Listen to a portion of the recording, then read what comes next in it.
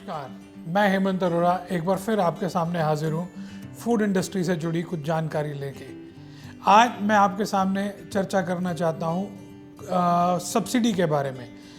Ministry of food processing industry cold chain के रूप में एक बहुत ही अच्छा अनुदान सब्सिडी उन लोगों को दे रहा है जो लोग फूड इंडस्ट्री सेटअप करना चाहते हैं और वो लोग कोल्ड चेन की सब्सिडी के दायरे में आते हैं। तो आइए चर्चा शुरू करते हैं कोल्ड चेन सब्सिडी के बारे में, जो कि अभी 19 फरवरी तक उपलब्ध है ये स्कीम। इस स्कीम के दो मुख्य बिंदु पे आज चर्चा करेंगे। एक कि इसके लिए बेसिक एलिजिबिलिटी क्राइटेरिया क्या है, और दूसरा गवर्नमेंट ने इसके लिए 100 नंबर का एक एग्ज़ाम समझ लीजिए, एक स्कोर कार्ड समझ लीजिए, वो बनाया है जिसके अंदर कम से कम 60 नंबर आपके आने ज़रूरी हैं। जितने ज़्यादा मार्क्स होंगे उतनी ज़्यादा प्रोबेबिलिटी आपके लिए है कि आप इस स्कीम का बेनिफिट ले सकें। कोल्ड चेन की स्कीम में सबसे मुख्य कुछ बातें इस प्रकार हैं। सबसे पहले तो ये देखते हैं कि जो भी क्लाइंट, जो भी पार्टी इसके लिए अप्लाई कर रहा है, उसकी नेट वर्थ सब्सिडी ग्रांट का 1.5 गुना होनी चाहिए। और उस नेटवर्थ को कैलकुलेट करने के लिए सर्टेन फॉर्मेट हैं जो कि स्कीम में दिए हुए हैं, जिसके लिंक मैं इसके अंदर अपने YouTube चैनल में दे रहा हूं। आप आराम से देख सकते हैं, नहीं तो हमसे संपर्क भी कर सकते हैं। तो वो नेटवर्थ, यदि आपकी जो सब्सिडी आप लेना चाह रहे हैं उसका 1.5 गुना नहीं है तो आप एलिजिबल ही नहीं होंगे, नेक्स्ट पॉइंट पे जाएंगे ही नहीं वो लोग। तो 1.5 गुना वो होनी बहुत ज़रूरी है। दूसरा, आपको अपनी प्रोजेक्ट रिपोर्ट बना के बैंक में देके बैंक से आपको इन प्रिंसिपल सैंक्शन लेटर और उसके साथ साथ डिटेल्ड अप्रेजल रिपोर्ट बैंक के फॉर्मेट में आपको लेनी है। ये एक मैंडेटरी डॉक्यूमेंट है जो कि लगाना ही पड़ेगा स्कीम के साथ। कुछ और इम्पोर्टेंट पॉइंट्स, जैसे कि आपको इस प्रोजेक्ट के अंदर अपनी इक्विटी कम से कम 20% से ज़्यादा आपको लगानी होगी। बैंक लोन भी 20% से ज़्यादा का चाहिए। और इस बात का ध्यान रखना होगा कि जो एप्लीकेंट है उसने पिछले 5 साल में किसी प्रकार का MOFPI से बेनिफिट किसी भी स्कीम में ना लिया हो। एक बात और ध्यान रखने लायक है कि उस क्लाइंट ने किसी भी रूप में कोल्ड चेन में पीछे कभी बेनिफिट ना लिया हो, तभी वो एलिजिबल माना जाएगा। एक बात और कि एग्जिस्टिंग यूनिट के अंदर यदि आप कुछ काम करके कोल्ड चेन में बेनिफिट लेना चाह रहे हैं तो एज ऑफ टुडे ये अलाउड नहीं है। आपको ग्रीनफील्ड प्रोजेक्ट ही लगाना होगा। इस स्कीम के 3 कंपोनेंट हैं, 3 जगह आपको इन्वेस्टमेंट करना होता है। एक फॉर्म लेवल इंफ्रास्ट्रक्चर, एक मेन प्रोसेसिंग और तीसरा डिस्ट्रीब्यूशन हब। तो इन तीनों में से आपको फॉर्म लेवल इंफ्रास्ट्रक्चर तो डेवलप करना ही होगा, ये मैंडेटरी है। और आपका जो फैक्ट्री शुरू होने की बात है, वैसे तो ये पॉइंट अपने आप में निगेट हो जाता है क्योंकि ये एक ग्रीन फील्ड प्रोजेक्ट है, इसलिए कमेंसमेंट होने का तो प्रश्न ही नहीं। हालांकि इसमें लिखा हुआ है स्कीम में कि आपका प्रोजेक्ट कमेंस नहीं होना चाहिए बिफोर EOI। इन सब मुख्य बातों को ध्यान में रख के आपकी एलिजिबिलिटी डिसाइड होती है। अगर आप अपने आप को एलिजिबल समझ रहे हैं या आपको लगता है कि इन सारी चीज़ों में आप फिट इन हैं, तो फिर आपको नेक्स्ट लेवल चेक करना चाहिए कि आपके इस प्रोजेक्ट के अंदर कितने मार्क्स बन रहे हैं। 100 मार्क्स का एक स्कोर कार्ड है जिसको मैं एक ब्रीफ आपको देता हूं, जिसको आपको समझने में आसानी रहेगी।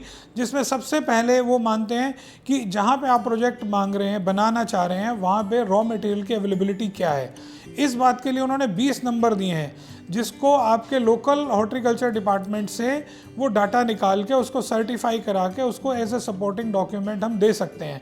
अगर वहाँ पे रॉ मटेरियल्स अवेलेबल हैं जिनकी प्रोसेसिंग कोल्ड चेन में अलाउड है, तो आप निश्चित रूप से 20 नंबर के हकदार हैं। नेक्स्ट पॉइंट आता है आपका एक्सपीरियंस का, जिसमें इन्होंने 10 नंबर दिए हैं। एक्सपीरियंस या तो आपको कोल्ड चेन में होना चाहिए या फूड प्रोसेसिंग इंडस्ट्री का एक्सपीरियंस होना चाहिए।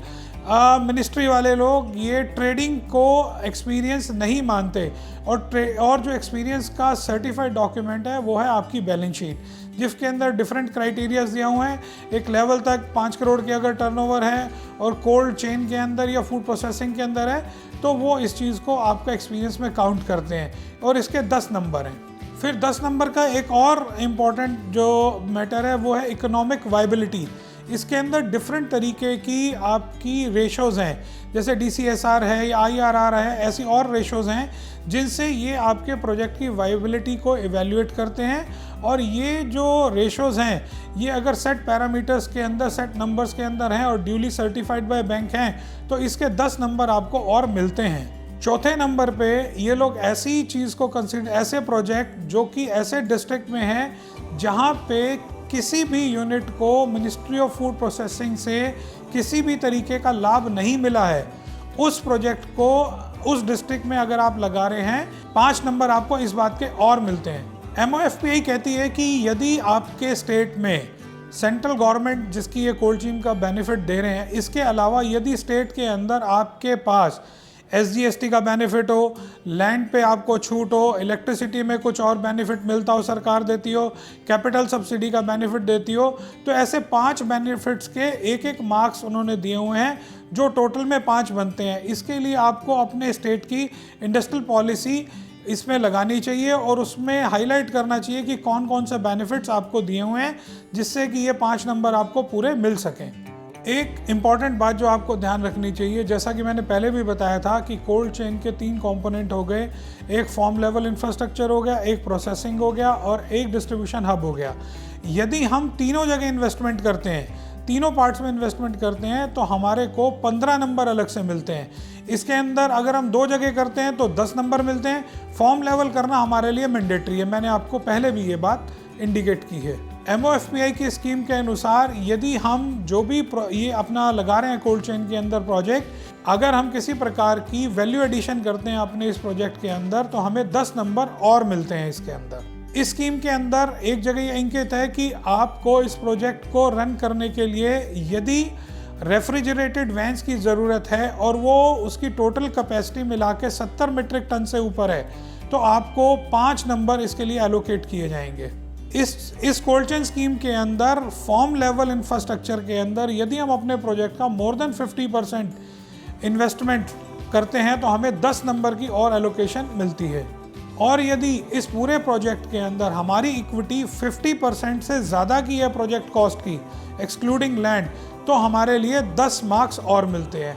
तो इस तरीके से ये टोटल जो मार्क्स मैंने 100 नंबर की बातचीत आपसे की, इसमें 60 नंबर तो मैंडेटरी हैं इसके अंदर परस्यू करने के लिए। और ये जो स्कीम है ये स्लॉट वाइज है, समटाइम्स इसमें 28 स्लॉट्स हैं, कभी कितने स्लॉट्स हैं, उसके लिए गवर्नमेंट EOI निकालती है।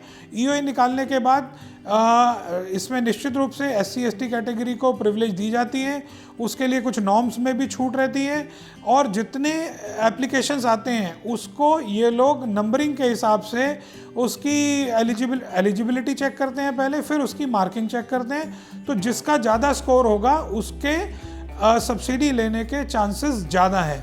तो इस बात को ध्यान में रखते हुए ये सारी चीज़ों को आप अपने लेवल से भी इवैल्यूएट कर सकते हैं। और निश्चित रूप से कोई चीज़ भी आपको ना समझ में आए, किसी चीज़ में डाउट हो, आप हमसे संपर्क करें, नीचे नंबर दिए गए हैं, आप कॉल करें, मेल करें, आपको पूरा जवाब मिलेगा। हाँ, एक इम्पॉर्टेंट बात ये कि ये स्कीम अभी 19 फरवरी तक है, हो सकता है एक्सटेंड हो, नहीं तो साल में 1 या 2 बार ये स्कीम आती है।